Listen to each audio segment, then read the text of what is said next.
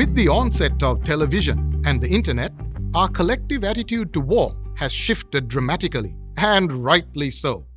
When confronted with so many pictures showing the real horrors of war, it only makes sense we would hate it.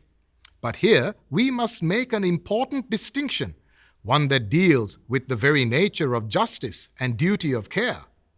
Murder is always wrong. Killing is not. The Bible doesn't mince words on the measures governments should take to combat evil and lawlessness. In his letter to the Romans, Paul explained how the one in authority is God's servant for your good. Rulers do not bear the sword for no reason. They are God's servants, agents of wrath to bring punishment on the wrongdoer. In other words, God's intent for governments in bearing the sword is to protect the innocent and administer justice. The very existence of war must always be a tragedy, but sometimes it is a necessity to defend innocent populations from aggressors. This is where just war theory comes in, providing an ethical framework for when it is right to use violence in the form of war. First devised by Augustine of Hippo, a famous Roman preacher and theologian in the twilight of the Roman Empire, just war theory is divided into two halves. In the first half, a set of conditions required for a war to be considered just. It must only be waged as a last resort, after all available peaceful options have failed or are unavailable.